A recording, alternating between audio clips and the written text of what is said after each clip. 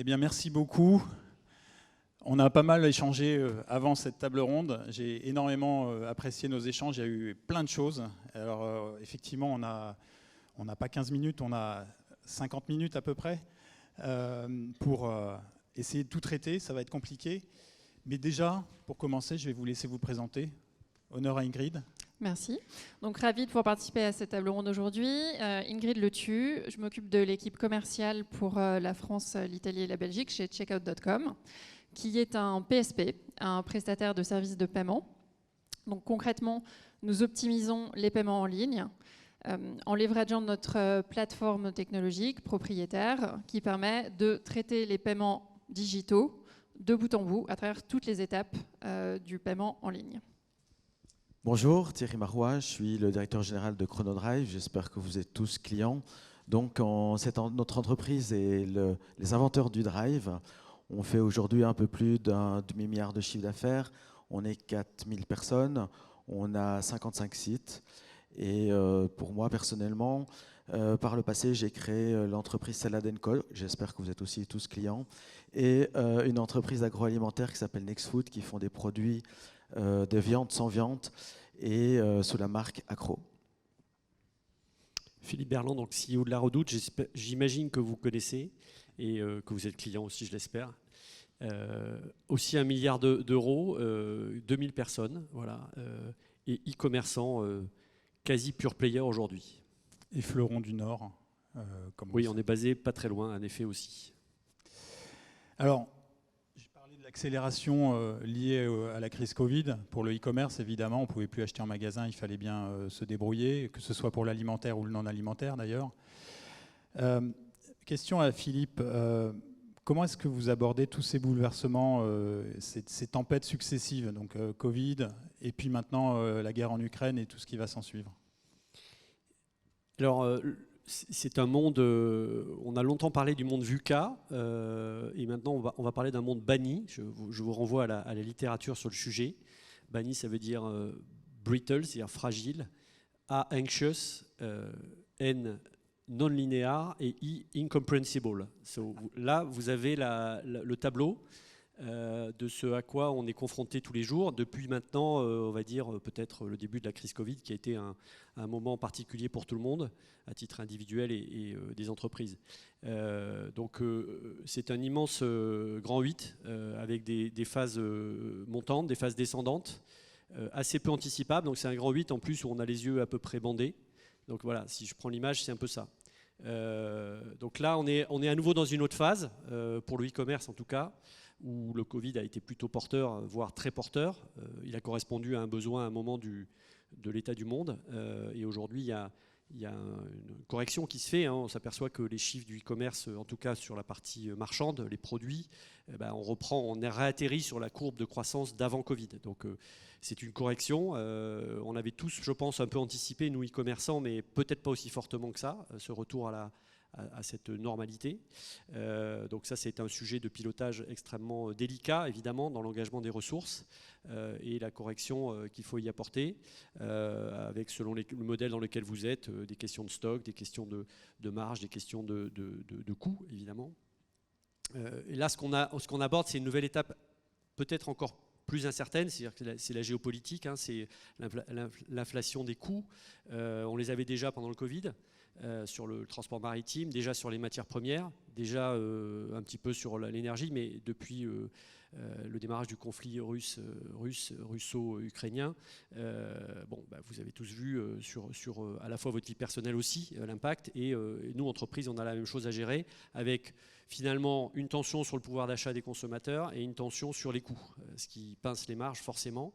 Et toute la question est, selon votre stratégie, de comment vous allez répercuter dans les prix, compte tenu en tenant compte du contexte de tension sur les pouvoirs d'achat, et puis sur les coûts, comment vous allez pouvoir aussi maintenir vos coûts pour éviter de reporter dans les prix. Donc c'est un peu un cercle classique finalement dans la distribution, hein, c'est pas nouveau, ça existe depuis que la distribution est née, hein, cette tension sur les coûts pour pouvoir mettre dans les prix, pour éviter de monter les prix, mais là c'est à une magnitude qui a probablement été jamais vue. Aujourd'hui, pour vous donner un exemple, quand vous êtes importateur de biens en dollars, on va importer de l'inflation de l'ordre de 15 à 20%. Quand vous êtes aujourd'hui, vous comparez vos taux de change par rapport à l'année dernière, c'est 15%, 20% rien que sur le taux de change. Donc on voit bien que ces mouvements-là, c'est des choses qui n'ont jamais été vues. Donc ce grand 8, il a des pentes encore plus abruptes et avec une capacité à voir devant qui est encore plus faible. Je reviens sur le taux du dollar. Regardez sa fluctuation au fil des semaines et des jours. Donc on est passé en dessous de la parité euro-dollar, on est remonté au-dessus. Si vous changez de 5-10%, ça change complètement vos éléments de gestion de votre PNL et vos décisions au jour le jour. Donc c'est effectivement quelque chose d'assez complexe qui nécessite, dans ce monde banni que j'évoquais tout à l'heure, d'adapter beaucoup le management, la manière de décider, de déléguer et probablement d'avoir une approche du développement beaucoup plus prudent. Et moins va-t-en-guerre. Il y a une époque, on disait voilà, il faut tout écraser, il faut avancer très vite. Je pense que ce contexte va faire qu'on va avancer un peu différemment. Effectivement, l'effet dollar, on n'y pense pas forcément immédiatement, mais c'est un gros impact et peut-être à réfléchir à des alternatives un jour. Oui, bien sûr. Thierry, on a beaucoup vu avec le confinement le fait que l'essentiel, c'était aussi de se nourrir. Chronodrive a peut-être pas mal bénéficié de cette période-là. Enfin, tu n'y étais pas encore, tu viens de les rejoindre. Dans quelle mesure est-ce que vous avez bénéficié ou qu'est-ce que ça a changé finalement à la fois pour Chronodrive et dans les comportements d'achat? Ce qu'on peut dire pendant le Covid, c'est que les équipes ont fait un boulot incroyable. On ne savait pas ce qui nous arrivait et elles ont eu le courage de délivrer un nombre incalculable de clients. Et elles ont dû se réorganiser à une vitesse absolument folle pour pouvoir gérer cet afflux de clients. Et aujourd'hui, quand je rencontre des clients, la première chose qu'ils nous disent très souvent, c'est merci pour ce que vous avez fait pour nous pendant le Covid. Maintenant, les clients, ce qu'ils nous disent, notre nouveau combat, c'est le pouvoir d'achat. Et il faut absolument réussir à se réorganiser pour pouvoir assumer ce problème de prix. L'autre point qui se frappe à nous avec l'Ukraine, c'est les ruptures. Et je suis étonné. En fait, ruptures et problématiques écologiques qui vont avec. On a des grandes marques. Une marque très célèbre qui fait de la pâte à tartiner qui nous dit « on ne sera pas capable de vous livrer tout ce que vous nous commandez ».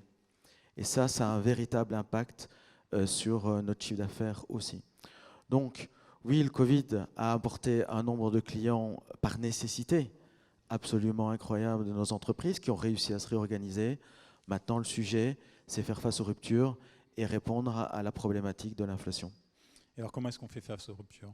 On parlait de Aujourd'hui, c'est la substitution. Donc, la chance qu'on a et en même temps tout ce qu'on a comme sujet de progression, c'est de réussir à identifier à chaque fois qu'il y a un problème de rupture et proposer à nos clients de manière la plus efficace possible un produit de substitution dans une équation de prix qui soit correcte. Et c'est pour ça, l'IA, les technologies sont peut-être là pour aider. Et les équipes sont dans la salle. Je les remercie sur la partie data, mais on en reparlera tout à l'heure, je crois. La data est profondément au cœur du système et avoir une bonne donnée, de la donnée, c'est ce qui nous permet de prendre les bonnes décisions, évidemment. On va parler data, on va parler techno avec Ingrid. Alors chez Checkout.com, vous avez observé aussi avec vos statistiques, vos chiffres, la croissance phénoménale du e-commerce ces dernières années. Quelles conclusions vous tirez de ça? Et puis peut-être quelles préconisations aujourd'hui pour que les retailers gèrent mieux cette pénurie potentielle de trafic et de business? Donc, Checkout.com, nous existons depuis 2012. Nous avons donc une plateforme de paiement qui traite de bout en bout les paiements en ligne. Et nous avons aujourd'hui 22 bureaux à travers les 5 continents, dont un bureau avec 80 personnes en France, pour vous donner un petit peu de contexte. Nous travaillons avec des commerçants de tout secteur, évidemment des retailers. Pour citer quelques noms, en France, On travaille beaucoup avec VP, on vient de lancer Interflora, Back Market, LDLC. On travaille aussi avec un certain nombre d'autres commerçants français comme Winamax, par exemple, mais aussi un certain nombre de fintech comme Alma, Lydia, etc. Et on a évidemment beaucoup d'autres références dans le monde, dans le domaine du retail. On peut citer par exemple Farfetch ou Sainsbury's dernièrement. Donc, tout ça pour vous dire qu'on a effectivement un peu de recul et comme on traite des milliards de transactions dans le monde et un grand nombre aussi fatalement en Europe, on suit évidemment tous ces impacts-là. Donc nous, on a bien entendu grandement bénéficié d'une certaine façon de l'accélération du e-commerce pendant le Covid.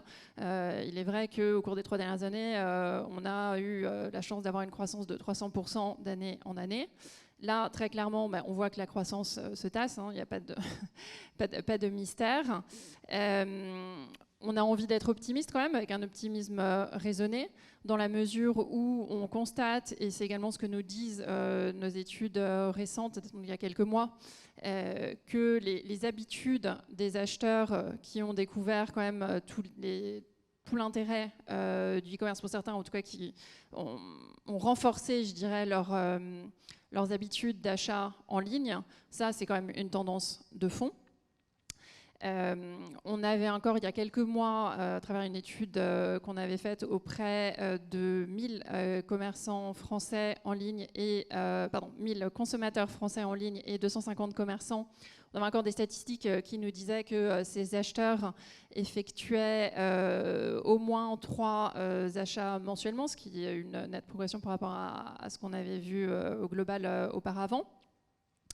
Et donc très clairement, aujourd'hui, vu toutes les incertitudes qui nous entourent, il est évident qu'il faut considérer le e-commerce comme un canal toujours de croissance. Alors on verra jusqu'où on pourra tous aller ensemble, puisqu'on est évidemment totalement dépendant du succès de nos clients.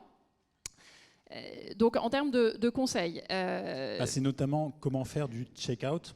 Cette étape si essentielle du e-commerce, levier de croissance. C'est un peu ça votre sujet. Alors, justement, dans ce monde, il est encore moins possible de perdre une transaction en ligne. Donc, il y a des investissements colossaux qui sont faits sur toute la chaîne de valeur dans le retail. Quand on arrive à l'étape de paiement, ce n'est pas envisageable, je dirais philosophiquement, de perdre une transaction. Or, ce qu'on constate, c'est qu'on a 80% des e-commerçants qui vont perdre en moyenne 14 transactions initiées en ligne sur 100. C'est énorme. Donc les impacts, c'est forcément pour des commerçants de votre taille, des millions. Donc comment on peut vous aider? Donc nous, on a une plateforme qui est récente, avec une technologie de dernière génération. On aide nos e-commerçants avec une intégration qui est simple, via une unique API qui va donner accès à l'intégralité de nos services en ligne, et notamment l'intégralité des moyens de paiement. Donc aujourd'hui, en matière de paiement, il faut bien comprendre les préférences de paiement des acheteurs pour y répondre, parce que ça, c'est un des facteurs qui fait qu'on perd finalement des acheteurs au moment de la transaction, au moment du choix. On sait qu'il y a 60% des acheteurs en ligne qui vont interrompre une transaction s'ils ne peuvent pas utiliser le moyen de paiement qui leur convient. Donc c'est vraiment la base. Et donc il faut effectivement ensuite faire les bons choix, parce qu'en même temps, on a 52% des gens qu'on va perdre aussi si c'est trop complexe. Donc on ne peut pas se dire en tant que retailer en ligne, alors du coup je vais mettre tous les paiements possibles et imaginables. Et Dieu sait qu'il y en a et qu'il y en a de plus en plus. Donc il faut faire les bons choix en utilisant sa propre data, mais aussi en se faisant conseiller. Et donc ça, clairement, c'est aussi notre expertise. Du fait qu'on a notre technologie propriétaire, on est une seule plateforme, on ne s'appuie pas sur d'autres plateformes, on a l'intégralité de la donnée transactionnelle. Et ça nous aide aussi, finalement, en exploitant aussi les données de nos clients, parce que c'est toujours une affaire de collaboration, à suggérer les meilleurs choix et à les adapter au fur et à mesure. Donc effectivement, comme on a une techno qui est agile, on peut aussi ajuster. Et on a des équipes de account managers qui travaillent main dans la main avec nos clients vraiment quotidiennement. Ça, c'est extrêmement important également. Le deuxième point, au-delà des préférences des acheteurs, c'est que bon, effectivement, il faut que les partenaires vous proposent une page de paiement qui soit performante et notamment, il faut bien prendre en compte les problématiques de double authentification qui sont maintenant passées dans les mœurs suite à la réglementation européenne sur la double authentification. Et on sait qu'il y a eu beaucoup de problèmes chez un certain nombre de e-commerçants au moment où cette double authentification, donc je dois souvent aller sur mon application bancaire, sur mon téléphone mobile pour confirmer que c'est bien moi qui essaye de faire un achat sur un site. Donc que cette friction finalement qui a été introduite, on sait que ça a causé beaucoup de pertes en termes de transformation des intentions d'achat. Donc ça reste encore un sujet, d'autant plus que les standards évoluent. On en est à la version 2.2, il y a une troisième version qui va arriver. Et donc effectivement, il faut pouvoir travailler avec des partenaires qui vous accompagnent là-dedans. Ensuite, il y a aussi forcément une notion de coût. Et donc c'est essentiel. Le paiement est aussi un des postes de coût. Donc quand on est dans la recherche de rentabilité, au-delà de la performance, de la transformation, il faut aussi vérifier que, entre guillemets, on paye le juste prix. Et pour pouvoir analyser ça, il faut avoir la donnée. Et donc, aussi travailler avec un partenaire qui est transparent. Et c'est vrai que nous, on se positionne avec un business model qui est super simple et super lisible. On prend des commissions à la transaction, point final. Voilà, vous savez tout sur le checkout. Vous pourrez les retrouver, en savoir plus sur comment optimiser. C'est vrai que il y a un sujet qu'on vient d'évoquer et qu'on a évoqué tout à l'heure, c'est le pricing. On ne peut pas parler crise, inflation sans parler pricing. Et c'est une vraie problématique. Aujourd'hui, pas mal de retailers mettent en place des mesures anti-inflation. On a vu ce matin Rami Bétier chez Carrefour, ils ont lancé une grande offensive justement autour de la protection du pouvoir d'achat des clients. Philippe, je vais demander à tous de réagir par rapport à ce sujet du pricing, qui est un sujet absolument central. Philippe, peut-être quelques mots. On n'avait pas évoqué le modèle de l'abonnement qui fait partie de la Redoute, par exemple. Il y a plusieurs manières de... C'est un problème complexe, évidemment, parce que la tension est extrêmement forte aujourd'hui, comme je disais tout à l'heure. Il y a plusieurs leviers et plusieurs pistes à explorer. Il y a, pour des raisons de rupture ou de gamme de prix, vous avez travaillé l'assortiment. Parce qu'en fait, nous, on est une marketplace, donc on a une offre qui est très très large. Vous pouvez jouer sur les types de vendeurs que vous faites rentrer pour pouvoir nourrir les différents quartiles de prix. Vous pouvez jouer sur les achats que vous faites en wholesale vis-à-vis des marques que vous décidez d'avoir en stock et de revendre. Et puis vous avez vos marques propres. Et si j'en viens à la marque propre, qui est une partie très importante de notre business, vous pouvez aussi adapter votre assortiment en privilégiant des articles plus ou moins élevés en prix pour conserver une offre attractive au bon poids. Voilà. Donc ça, c'est un premier élément qui est évidemment très important. Il est maniable jusqu'à un certain point. Vous avez des temps de développement et ça prend un peu de temps. Mais néanmoins, vous pouvez déjà vous adapter à ce niveau-là. Vous avez un deuxième sujet qui est, une fois que vous avez vos produits, c'est comment vous répercutez l'inflation que vous avez inévitablement. Comment vous pouvez aussi jouer sur... il y a un deuxième élément qui vient au-delà de l'inflation. Vous avez cette nouvelle directive Omnibus qui vient d'arriver qui ne vous permet pas d'avoir peut-être les mêmes pratiques qu'avant en termes de promotion. Et dans le modèle e-commerce, on sait que c'est un élément très important. Voilà, donc là, il faut aussi s'adapter par rapport à la contrainte réglementaire. Mais l'élément, nous, sur lequel on s'appuie, et on s'appuie sur quelque chose qu'on a mis en place depuis longtemps, c'est la fidélité et c'est les abonnements de service. Finalement, au sein de ces abonnements, vous allez privilégier finalement ce que vous souhaitez investir dans le prix à vos meilleurs clients, en fait.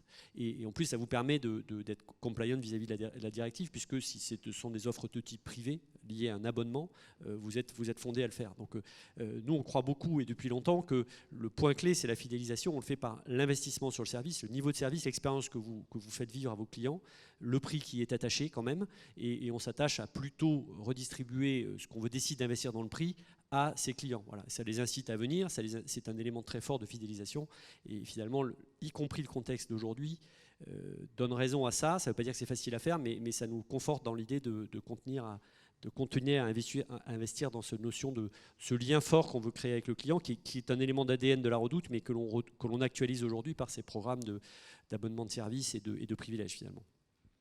Oui, effectivement, le client, de toute façon, il attend des basiques. Oui, il attend les basiques, il a l'offre produit, mais ça, que ce soit dans l'alimentaire ou le non-alimentaire, c'est je dirais c'est le prérequis. Et je disais qu'il faut y travailler, y compris en termes de position de prix, de corriger ce qui sont les éléments conjoncturels dans vos collections ou dans vos assortiments. Et puis après, le service et l'expérience autour de ça, le prix en fait partie, mais c'est un ensemble. Hein.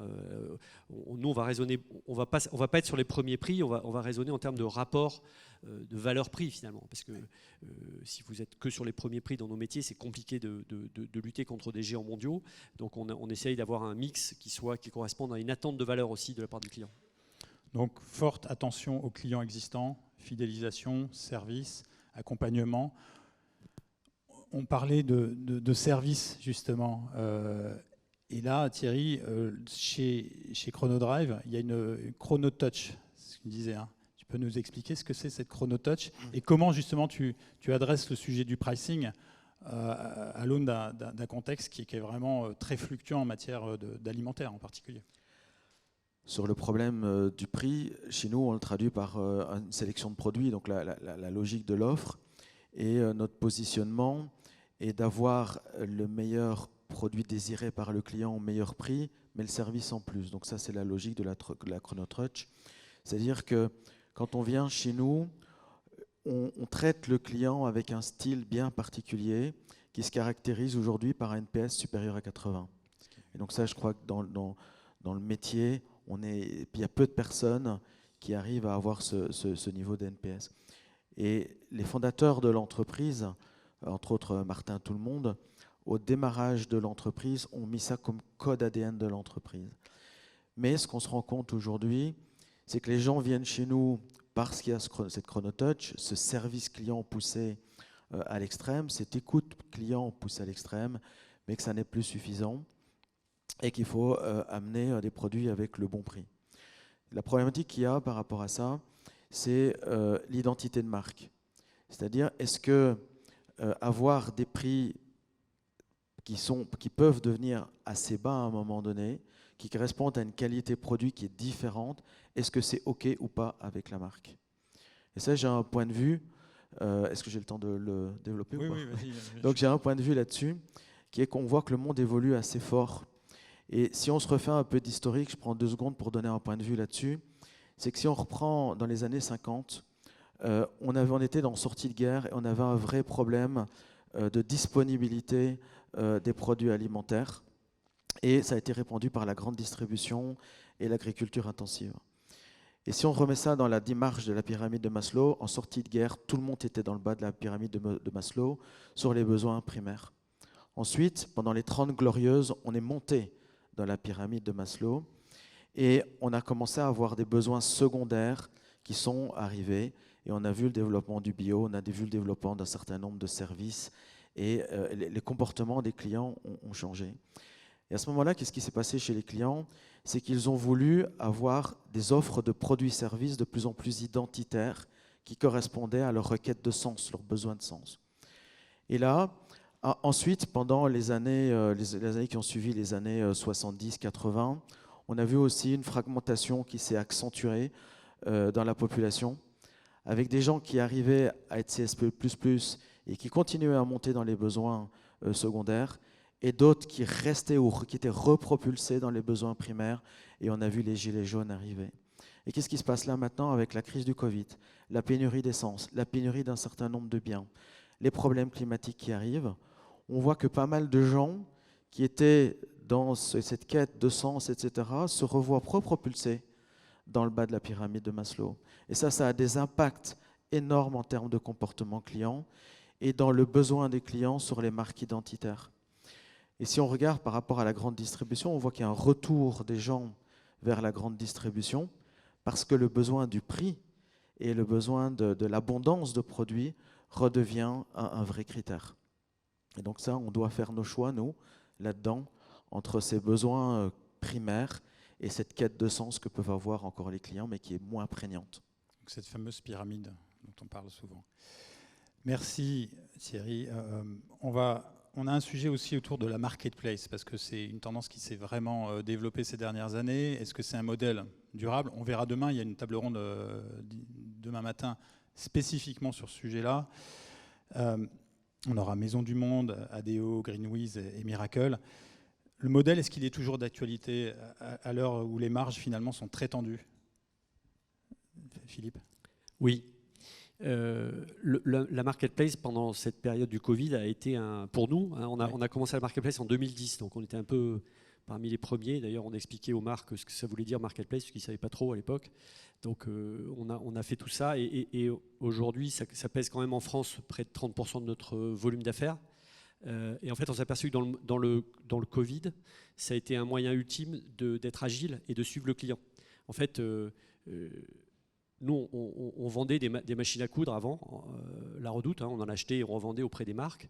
Mais on n'aurait jamais pu anticiper la demande qu'il y a eu au printemps 2020, si vous voulez, c'était absolument imprévisible. Et on a d'autres vendeurs qui vendaient. Et du coup, on a pu suivre le client et lui proposer un élément d'agilité, d'adaptation de l'assortiment exceptionnel. Voilà, je prends cet exemple, mais vous imaginez que d'ailleurs, sur les premiers mois du Covid, le souci des clients a été d'abord d'acheter des pâtes et du riz, et après on est passé sur d'autres, dans la pyramide de Maslow, on est remonté un peu plus, et voilà, il y a eu une demande totalement atypique, et la marketplace, typiquement pour nous, était un moyen de répondre instantanément à la demande. D'ailleurs, on a été... on a eu beaucoup de demandes de peinture, par exemple, et on avait peu de vendeurs de peinture. Et on a eu du mal à recruter les vendeurs de peinture parce qu'ils étaient déjà sous pression de leur côté. Voilà, donc c'est un exemple d'adaptation que permet la marketplace. Donc à ce titre-là, et compte tenu de l'avenir qui est devant nous, ça reste pertinent. Je pense que c'est un moyen aussi pour un certain nombre d'acteurs plus petits d'accéder au digital, de bénéficier de la puissance des plateformes qui leur sont proposées. Pour nous, depuis le début, on a considéré que ce n'était pas un modèle d'ultra-offre. Hein. On est très soucieux sur la sélection. Et comme le disait Thierry tout à l'heure, il faut être déjà à l'écoute du client, de quoi il a besoin, en plus de ce qu'on est déjà capable de lui offrir par nos marques à nous, comment on doit complémenter l'offre et quels sont les types de vendeurs que l'on doit faire rentrer. Et on ne doit pas négliger l'aspect qualitatif. Le NPS, c'est un élément très important que l'on suit évidemment aussi. On n'est pas à 80. Mais on ne désespère pas d'y être un jour. On n'a pas tout à fait les mêmes métiers, donc ce n'est pas tout à fait les mêmes benchmarks, mais c'est quelque chose qu'on suit au jour le jour, et en particulier le NPS des vendeurs, hein, par rapport à nos clients. Et on est très, très soucieux d'avoir des vendeurs qui font vivre la même chose que le vendeur Redoute à nos clients. Voilà. Vous avez des règles strictes là-dessus, un peu à la Amazon, pour ne pas les nommer? Alors, merci de ne pas me comparer à Amazon. Nous ne sommes pas Amazon. On a signé la charte. Il y a une sorte de charte de bonne conduite là-dessus. Hein. Non, on est plutôt dans une logique d'accompagnement. Alors déjà, on sélectionne en amont pour être sûr. Enfin, on prend le maximum de précautions de sélectionner et de connecter des vendeurs qui sont aptes a priori à atteindre le niveau de service attendu. Et après, on les accompagne quasiment. Ils ont tous un account manager qui leur permet de suivre leur performance et d'agir au moment où il est encore temps d'agir. Et puis, il y en a qui n'arrivent pas ou qui se dégradent. Et dans ce cas-là, oui, on peut avoir une discussion de sanctions, évidemment. Mais on est obligé d'agir pour gérer ces acteurs-là qui sont éminemment importants dans le NPS global de notre activité. Alors, quand on a échangé, on a évoqué l'idée de l'hyper-personnalisation, ouais, avec toi, Philippe. Et là, il y a une espèce de contraste entre la largeur d'offre en entrée et la capacité à proposer quelque chose de très pointu en sortie. Commenter un peu sur ce... Ouais, ça c'est ma conviction. Pendant longtemps, nous, on s'est dit il faut qu'on sélectionne à l'entrée. On avait raison, au fond. Mais pour pouvoir, à la fin, on croit à des choses assez simples. En fait, le commerce, de tout temps, ça a été quand même un lien de correspondance entre un vendeur et un acheteur, finalement. Quand vous allez dans un magasin, vous avez une compréhension par le vendeur. C'est le b.a.-ba de la vente. Hein, on essaie de comprendre ce que veut le client et on essaie de lui proposer la meilleure proposition. Ben, quand vous êtes e-commerçant, vous ne pouvez pas ignorer cette chose simple. Et donc, considérer qu'un client va se débrouiller absolument tout seul dans un catalogue de millions de produits, ça me paraît douteux. En tout cas, c'est ce qu'on fait aujourd'hui. On lui propose les meilleures navigations possibles, donc il est capable de naviguer dans des rayons, mais pour autant, il n'est pas très guidé, quoi. Donc, notre conviction, c'est que la technologie va permettre probablement de recréer une partie de ce lien personnel entre le one-to-one, quoi, entre un site et un acheteur. Alors c'est un rêve, mais c'est une cible. Et cette hyper-personnalisation, elle peut prendre plein de formes, et la techno va nous permettre d'avoir probablement de progresser là-dessus. C'est encore émergent, on en parle beaucoup, c'est pas très concret en fait chez beaucoup d'acteurs. Pour autant, on sait d'entrée qu'il faut acquérir beaucoup de data pour pouvoir être pertinent. Il faut investir dans plutôt des algorithmes et de la compréhension client, ce que tu disais tout à l'heure Thierry. Et c'est là où la différence, notre métier de commerçant, dans un monde de tech et de digital, va être à nouveau à l'honneur quelque part. C'est qu'on va devoir, grâce à cette techno, grâce à cette data, trouver de l'info et enrichir l'expérience client.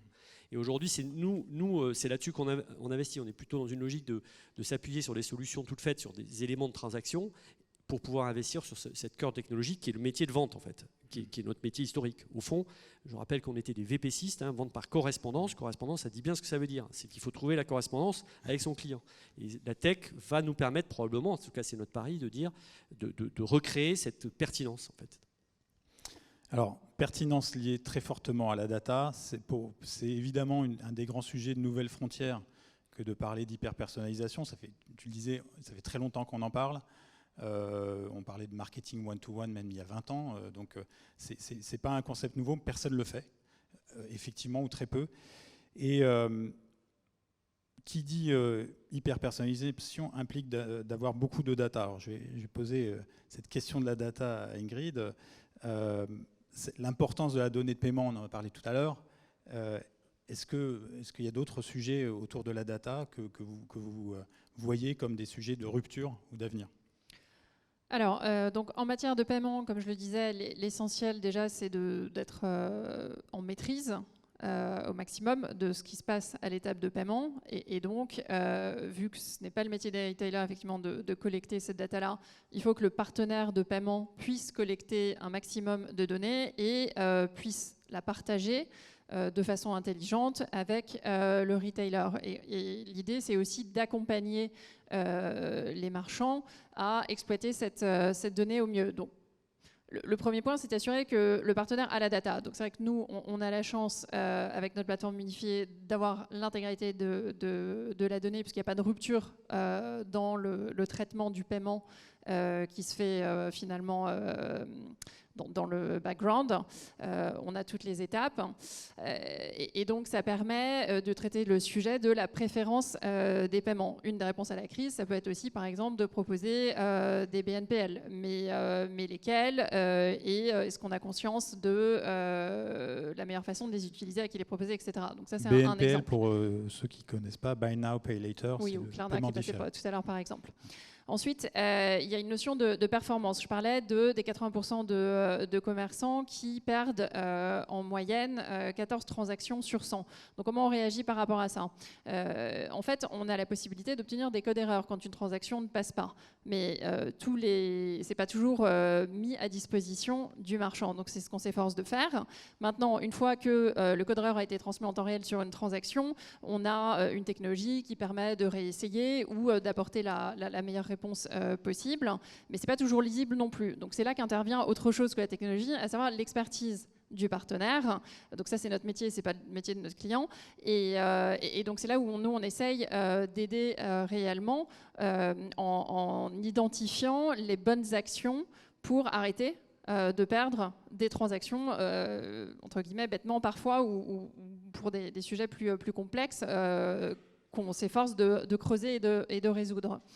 Et le dernier point que je mentionnais tout à l'heure sur la data, c'est la data sur les coûts de paiement.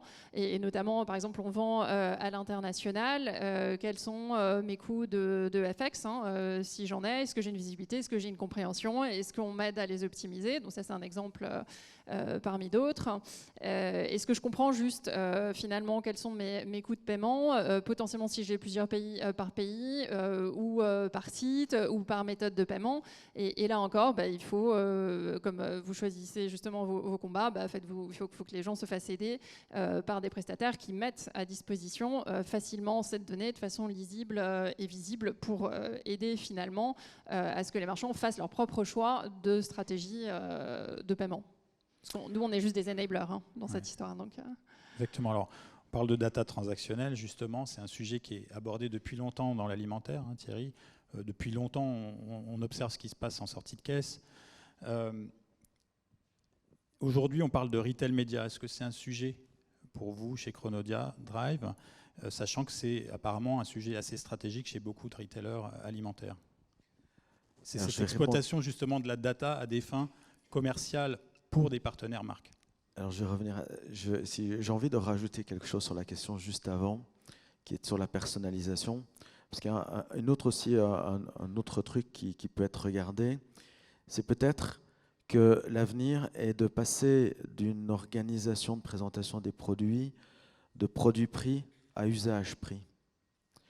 Par exemple, si je vends des petits pois, ok, mais c'est quoi la question qui est derrière? La question qui est derrière, c'est on mange quoi ce soir?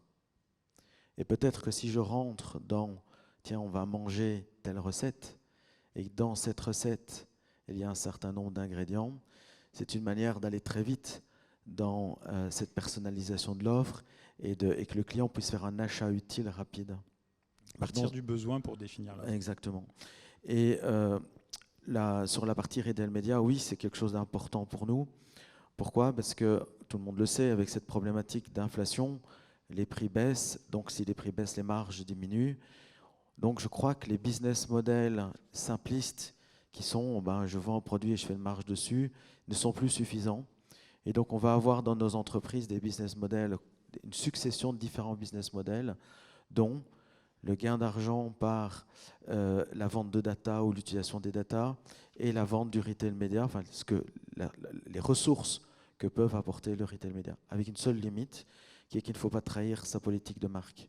La plateforme de marque s'impose quoi qu'il arrive. Et si on peut faire du retail média cohérent avec sa position de marque, c'est une source de revenus absolument intéressante et complémentaire. Ok.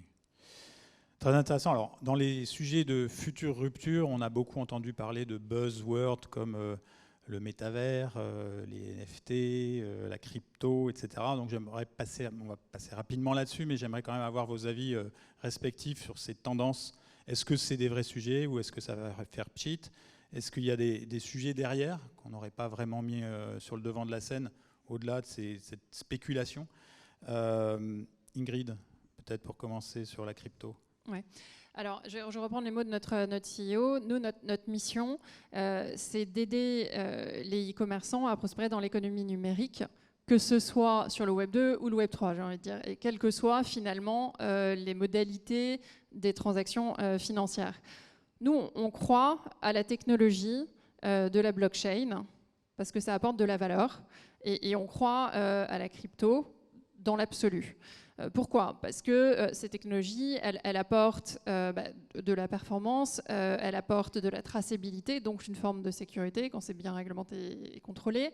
Et elle apporte aussi une forme d'affranchissement finalement des complexités et des coûts des transactions transfrontalières, qui sont quand même un vrai sujet pour le e-commerce qui par nature est global. Donc pour nous, ça crée potentiellement beaucoup de valeur à différents niveaux.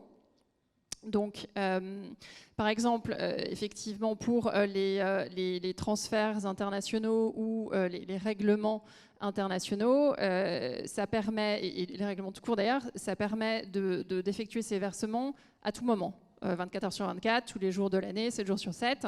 Alors qu'on sait que c'est finalement assez complexe à gérer quand on passe par les circuits classiques bancaires.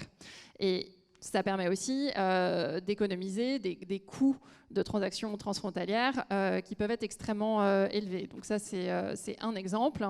Ensuite, on sait qu'il y a dans certains domaines, comme par exemple le gaming, des early adopters, des gens qui ont une vraie attente. Et nous, on se doit de répondre à cette attente-là. Donc aujourd'hui, nous, on ne propose pas les paiements en crypto-monnaie, mais ça fait partie des sujets sur lesquels on travaille, évidemment, pour être prêt le moment venu, parce qu'on doit essayer d'anticiper et d'être là quand le marché aura besoin de ça. Et on sait que, mais ça, je laisserai Thierry et Philippe en parler aussi, hein, mais ça peut aussi être finalement ce Web3 et ces NFT un élément qui permet de créer des communautés, de générer de la fidélisation, etc.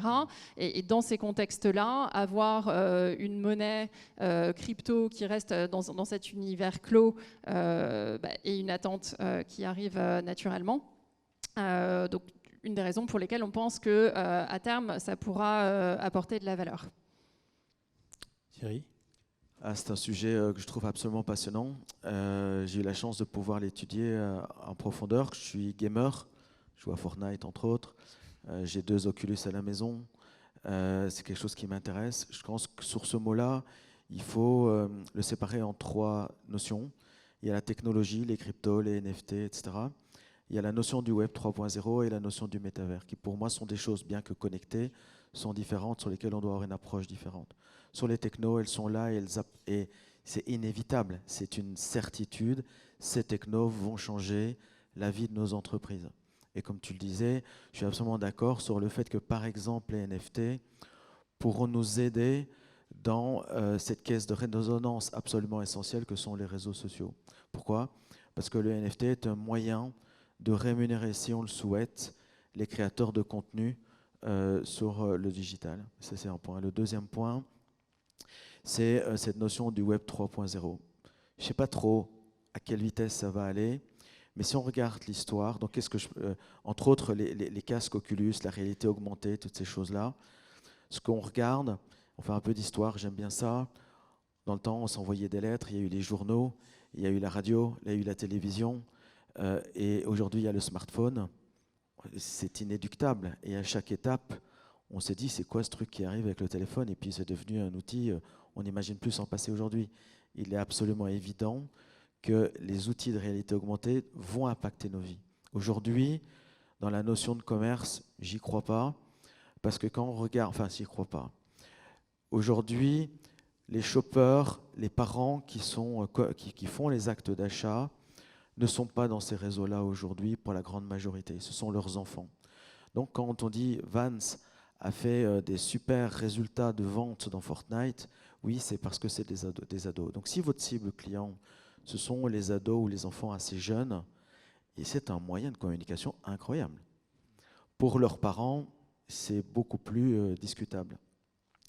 Mais quand on regarde maintenant des applications très précises comme la formation dans les entreprises, la formation pour les enfants, pour inclure et proposer des éléments de transaction à des gens qui sont exclus des transactions humaines classiques, comme des personnes à mobilité réduite, les personnes âgées, ou des personnes qui sont dans des endroits un peu de ghetto, où les transactions sont difficiles, c'est des vraies solutions qui apportent des solutions absolument intéressantes aujourd'hui. Maintenant, le métavers, quand on s'y balade un petit peu, il est peuplé de gens très jeunes, avec très peu de contraintes de bienveillance.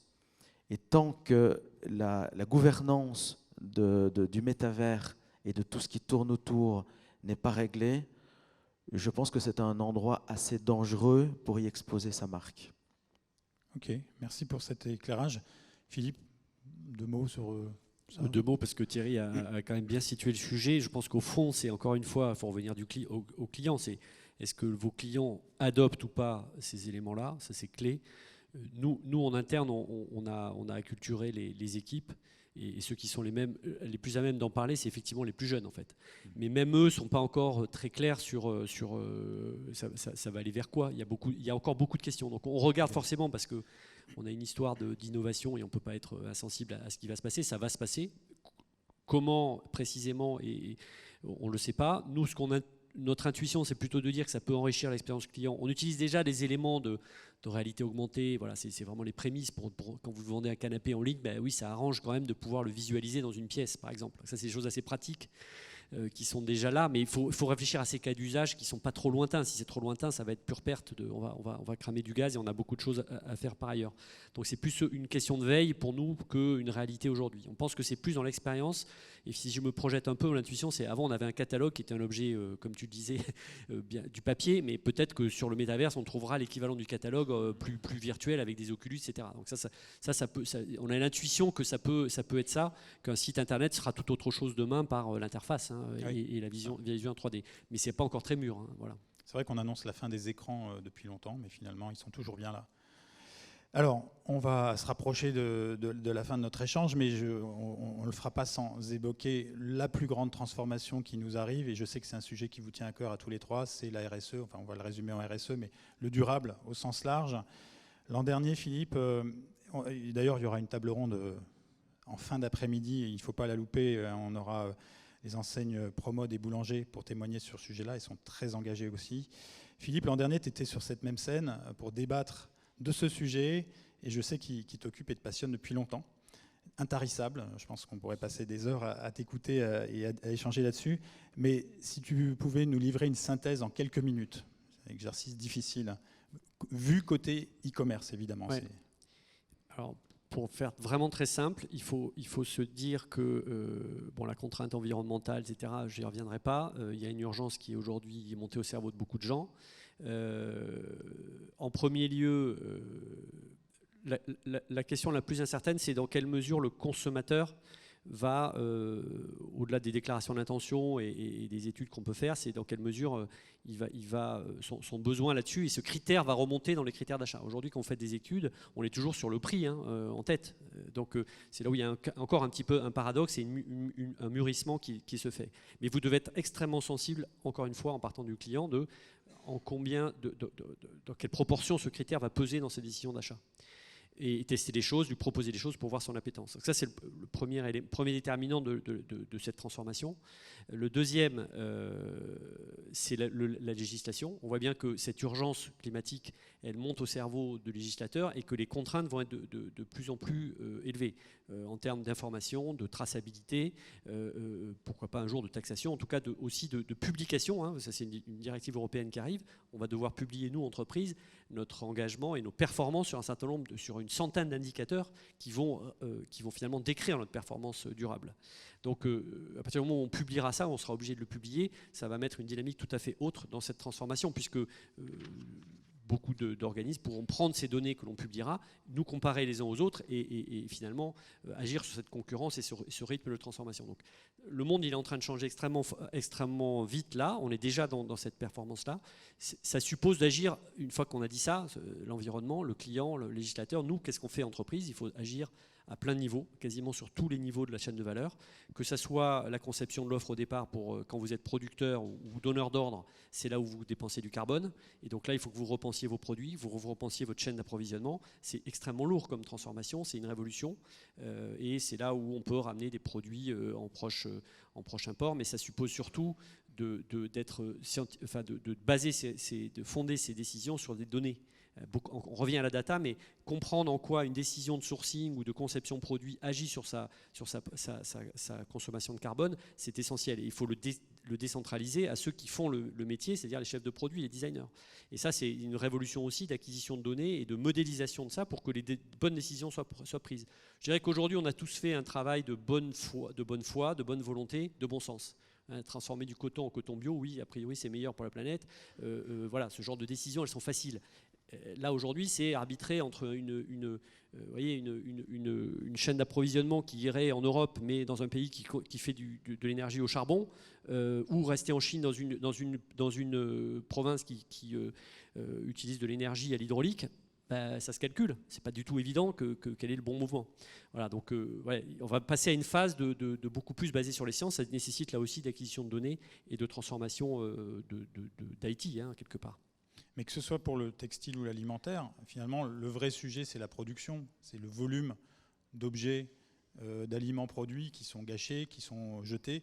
Et si on hiérarchise, parce qu'il y a quand même des grandes masses, ça représente la quote-part la plus importante oui, pour nous, e-commerçants, c'est 85%, entre 85 et 90%, c'est la chaîne de production. C'est pas du tout la livraison au client. Évidemment, quand vous prenez chaque maillon ou chaque élément de cette production de carbone, vous regardez chacun. Mais au global, en grande lecture, c'est la production. Donc, c'est vraiment les décisions d'éco-conception.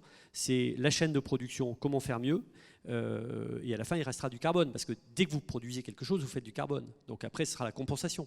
Mais déjà, il faut retravailler l'ensemble de ça.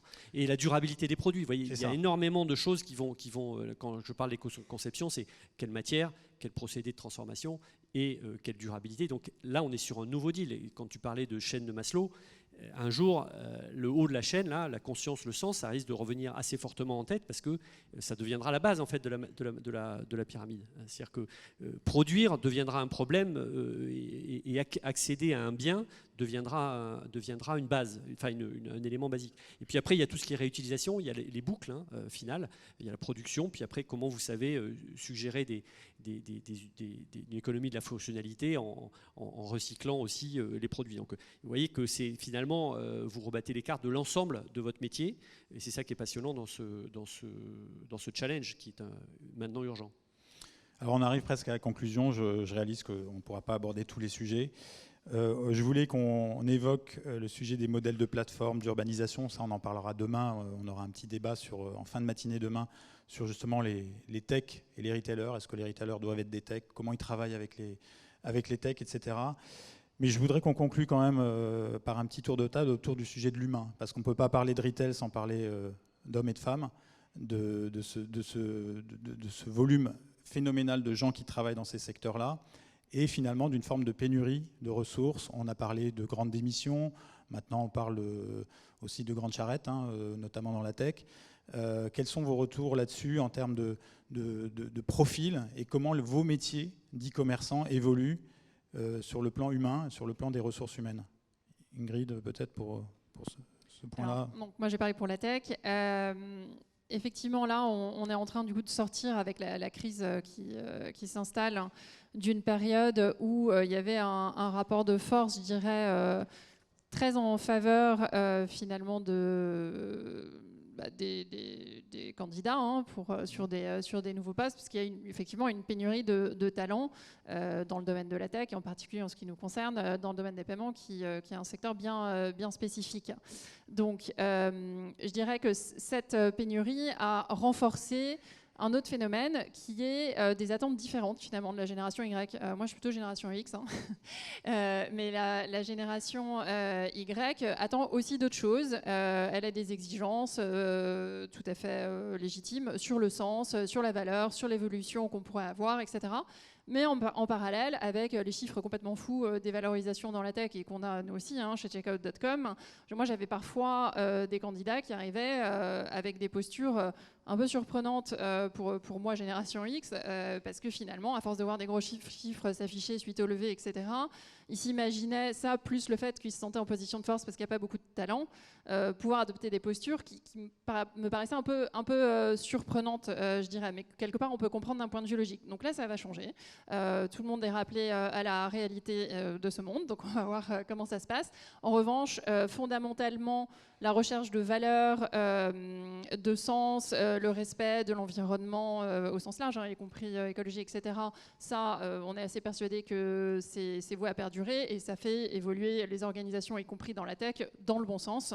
Quelque part, ça permet aussi de compenser la folle course à la croissance qui pourrait se faire un peu de façon désordonnée et avec un mauvais impact sur l'environnement au sens large. Donc on va voir comment effectivement les choses vont évoluer, mais bon, très clairement, la crise remet les pendules à l'heure pour tout le monde. Bon, c'est peut-être un mal pour un bien.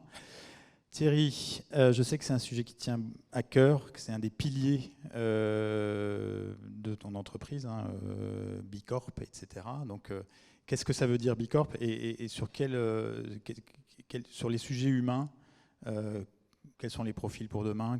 Comment vous abordez cette dimension-là? Alors, Chronodrive n'est pas B Corp, mais mon ancienne entreprise était B Corp, Nextfood est B Corp.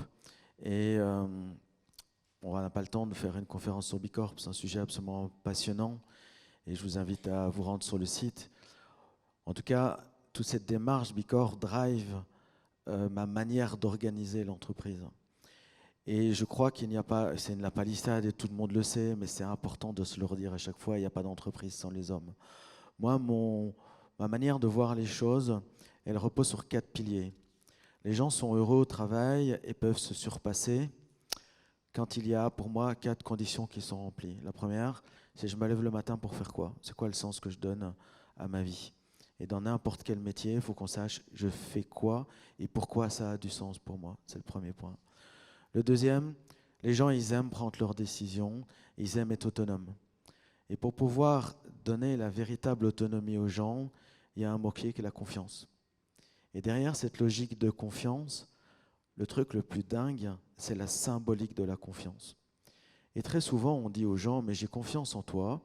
Et en même temps, on dit, je vais mettre un super système de primes. On va faire des entretiens mensuels toutes les semaines et on va se faire ceci et cela, etc. Et donc en fait on dit aux gens qu'on a confiance en eux, mais on met tout plein de systèmes qui prouvent exactement le contraire. Donc cette logique d'autonomie. Pour que l'autonomie soit là, il faut un projet d'entreprise ultra clair, où chaque transparent, avec une transparence énorme, et où chacun sait à quoi il sert dans le système. Le troisième point, c'est la qualité des échanges. C'est incroyable le nombre d'entreprises où les gens n'osent pas dire ce qu'ils pensent. Et réussir à mettre une culture de l'entreprise, on peut dire les choses tant qu'elles sont dites de manière bienveillante, et où on dit les choses le plus tôt possible pour qu'on n'ait pas à résoudre de gros problèmes, est un vrai driver de succès. Et le dernier point, c'est les gens aiment progresser. Personne n'aime rester stagné. Il y a une statistique là-dessus, c'est que les gens aiment, en statistique, évoluer tous les 9 mois. Et il y a plein de méthodes de management qui existent pour montrer aux gens, faire un feedback d'évolution personnelle là-dedans. Alors, on n'a pas le temps de rentrer dans le détail là-dessus, mais quand ces 4 points sont remplis, on vient une marque attractive. On peut nourrir une marque employeur. Alors, ça ne résout pas tous les problèmes du recrutement, mais ça le facilite. Excellent. Alors, Philippe, côté La Redoute, où sont les besoins RH? Est-ce qu'il y a aussi ces dimensions de philosophie autour de la manière de fonctionner déjà? Et puis, quelle est la tendance RH? Où sont les recrutements aujourd'hui dans le e-commerce? Alors oui, la question de la culture est fondamentale. On a besoin de leadership, on a besoin d'autonomie. C'est ce qu'attendent à la fois les générations, mais on s'aperçoit que c'est quand même des notions qui sont sous-jacentes aux organisations performantes aujourd'hui. Notamment dans le domaine, enfin dans le contexte que l'on affronte, la question de la délégation et de la répartition de la responsabilité dans toute l'entreprise est un élément qui devient absolument déterminant. Donc, on pourrait faire aussi une table ronde très longue sur comment on accompagne et on fait évoluer la culture d'entreprise et qu'on privilégie ces types de valeurs ou de principes. Concrètement, aujourd'hui, il y a un problème générationnel, oui, enfin une question générationnelle de comment on répond aux attentes des nouvelles générations et dans leur rapport au travail, hein, ce qu'on appelle le future of work, etc. C'est une question, c'est un défi aussi de bien comprendre et d'anticiper ces demandes, qui sont d'ailleurs qui sont liées à ces notions d'autonomie, etc. On retrouve des choses qui sont assez communes, donc ça c'est rassurant.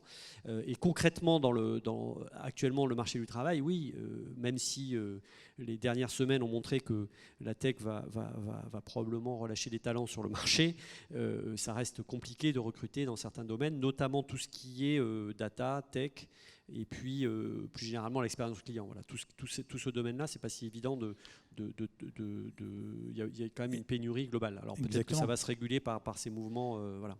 Et le retail devient de plus en plus tech, donc il y a besoin de ces absolument. ressources-là sans forcément être connus pour être des experts du domaine. Non, vous n'avez pas forcément une image corporate chez qui les gens vont aller. Quand vous sortez d'école aujourd'hui, les jeunes, ils vont vers tous ces grands noms qu'on va citer aujourd'hui les GAFAM et autres, tous ceux qui sont assimilés à la tech plus naturellement, qui sont plutôt en train de dégraisser. Et nous, on n'est pas tellement dans leur radar, hein, c'est clair. Donc il y a un travail d'image employeur aussi à faire pour attirer ces talents. Bon, message est passé, j'espère, pour ceux qui cherchent des rebonds. Merci beaucoup à tous les trois.